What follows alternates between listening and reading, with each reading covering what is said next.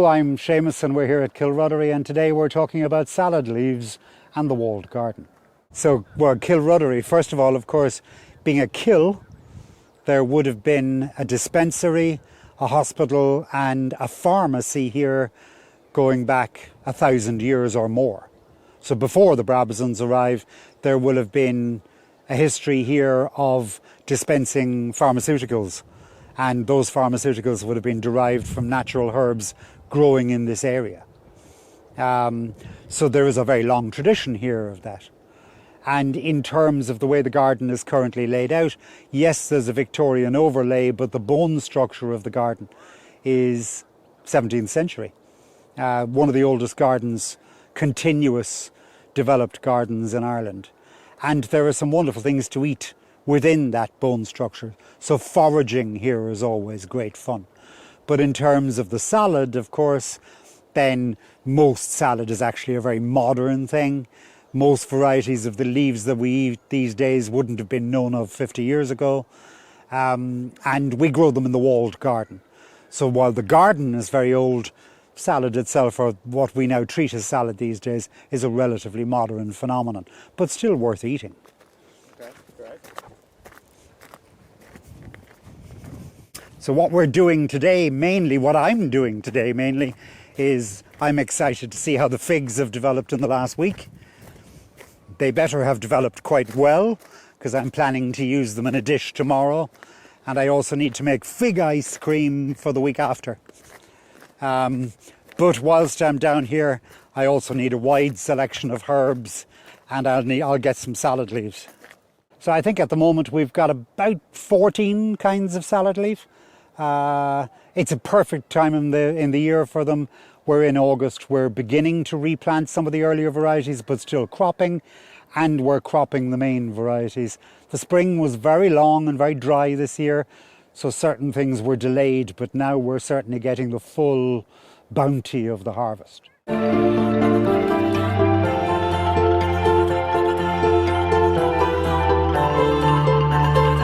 When I first came here, this was merely the ruin of what had been a sunken greenhouse, a pit house, and there were just a few bricks here. And it's been entirely restored in the correct way by local artisans. Absolutely superb. And it's a great bonus to the garden because we can propagate huge numbers of things here. Barcelona flying past. So yes, we've come to the productive end of the walled garden. This is more the mass production. For me, it's just as beautiful as anywhere else in the walled garden, but of course it's a more sensible way to grow things, densely packed. And here's an example of what I was talking about earlier. So we've got the remains of the first crop of beetroot, which is running along this line, and then we have the much newer crop here and here, which were only planted a few weeks ago and are starting to come up. And this is true of everything we're using here. As we shear it down, it comes back up again. So this is quite large scale. As you can see, things like maizena, those salad mixes that people have become so familiar with, but maybe they don't see them quite so often growing in large bunches like this. And this is really getting to the point where it needs to be cut and used. And then behind us you can see we've begun to uncover the broccoli so that we can pick the sprouting broccoli. And that of course was covered up to keep it safe from the birds. And then we're about to start cropping the next beetroot, which you can see is in here. And little baby beets, which we will use for salads, and of course beet leaves, which we will use in little pastry cases with hazelnuts and things like that. Since I'm standing here, there's some rather lovely raspberries. Can I tempt you to a raspberry? Yes, you can. There you go. Thank you. And you can see the fig tree just there. occupying that enormous space on the wall.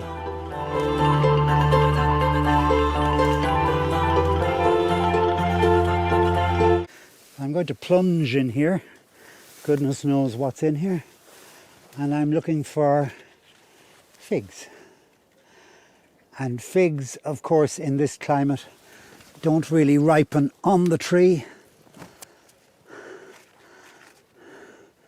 They can rot on the tree in an instant, but they don't really ripen on the tree. So what I'm going to do is I'm going to pick these and bake them. So they're a little bit harder than you'd expect to eat just as a sweet fig if you were strolling along the roads in Turkey or Greece. So if you're growing figs in Ireland, and they grow very easily, I might say, but if you're growing figs in Ireland, make sure to pick them and ripen them on a windowsill.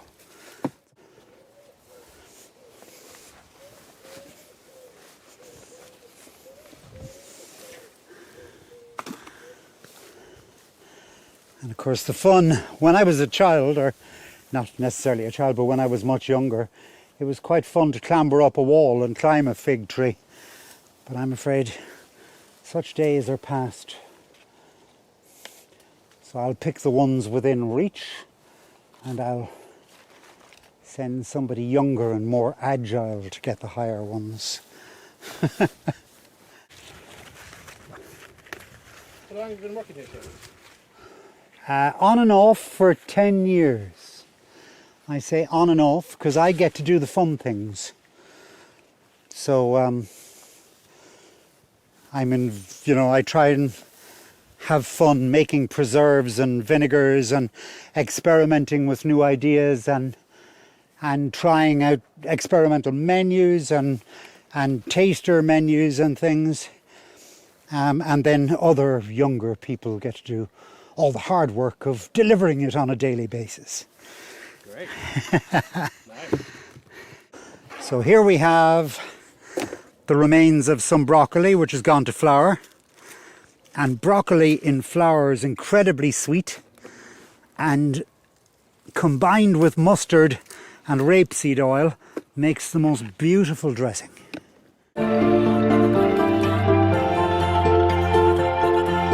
So we've got tomatoes, and of course we've got the best green beans.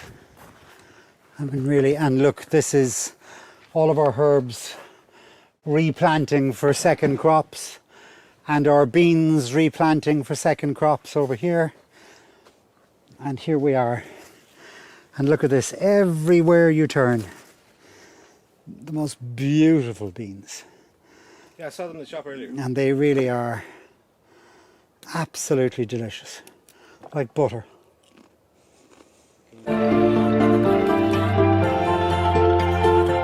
Yes, and of course we don't just use these in the menus, excuse me for chewing and speaking, but we sell them in the shop. And we try and sell as many things as we can in the shop, because people should take things home and experiment and do their own thing. It isn't just about buying our ideas. And here's the tomatoes. Lovely big trusses of tomatoes.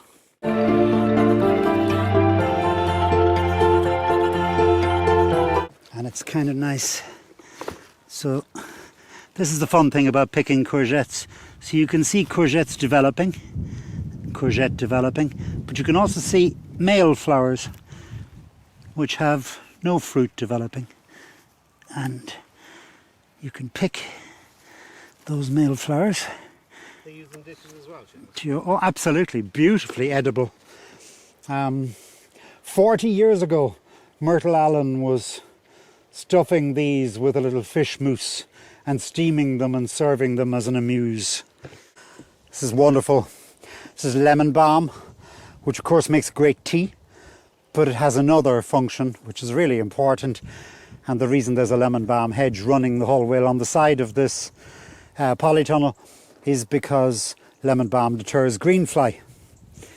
So it has a double function. I've just noticed in the new section of the field here that the winter cabbage and the winter red cabbage are in the ground now. And as you can see, Vladimir is just putting the netting over them to keep the birds off them while they establish. So that's a wonderful sight to see. It's always important to think that we're having to think ahead, but remember that we have to think ahead. And then it's kind of fun to see the little pigs. You know, it's almost like lying in the long grass over there, isn't it? As the pig works his way through the nettles, foraging, and of course, in doing so, ploughing the field for us. But now, we're going to head down to some salads. Yeah. I need a few salads, I need a few herbs, I need a few flowers.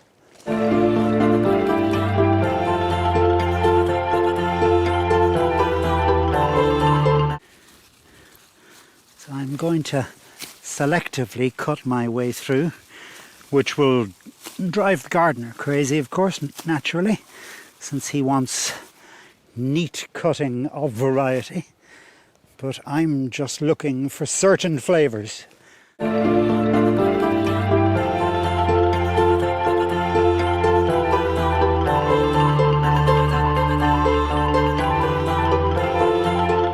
And I'm really excited to see these. These are garlic chives. You can see onions, you can see regular chives. These are garlic chives. And just look at them, aren't they absolutely marvellous? And I've been waiting for weeks for these to finally put in an appearance. And the leaves taste quite garlicky, but it's these flowers I've been waiting for. And just floating on a little soup, just floating alone on a little soup.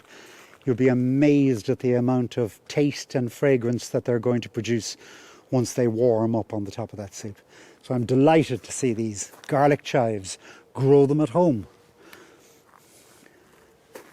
So obviously pesto is just an Italian way of saying paste. And at the moment the pesto that we're selling in the shop is a Genovese, a pesto from Genoa, which is basil and pine nuts and garlic and oil. And the reason we're doing that is that the basil, the garlic and the oil are all from the garden or estate. The only thing we're adding to it is the pine nuts. Oh, and a little cheese, of course. We're not making our own cheese. But we have a variety of pestos through the year, starting with the wild garlic pesto in the spring and running on to the late pestos, stronger herbs with walnuts and so on in the autumn time, and then we'll finish with a chestnut pesto as we come up to Christmas. All of them available in the shop, all of them under the Killruddery brand. So continuing the theme of salads, roses, much overlooked, old-fashioned roses, no sprays on them, no chemicals on them, and they have a multitude of uses. The first of which, of course, is that I'm going to use them as a decoration and a flavouring on some of the salads. But also I'm going to make a rose sugar. And the reason I'm making a rose sugar is I want to make rose meringues. So multiple uses. And for me, part of the salad garden. Not all flowers are simply there to be beautiful. All flowers are beautiful, but they're not just there to be beautiful.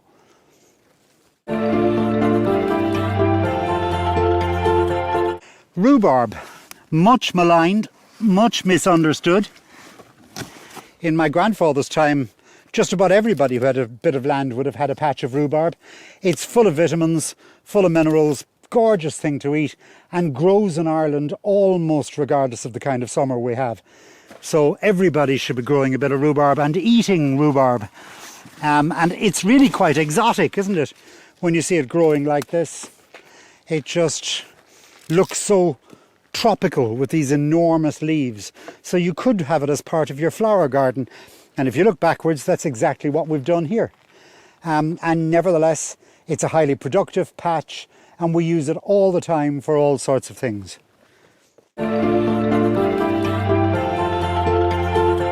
Salad is such a strange word, isn't it? Because, for instance, I will do a salad tomorrow night, which is a slaw, which will have a lot of vegetables in it, but it'll also have black currants in it, and very few leaves. But at the same time, on the next course, there'll be 3 different kinds of leaf salad, depending on what it is you order. So you need a huge variety of things. But what is salad? I guess salad really is a nice way of saying raw vegetation. So we haven't cooked any of the food, And we haven't transformed it, so it's not pickled, it's not dipped in brine, any of those things. It's simply washed and dressed at the last moment. And I think that's the essence of a salad. Something that's very fresh, very clear in its own flavours, with just a very simple dressing.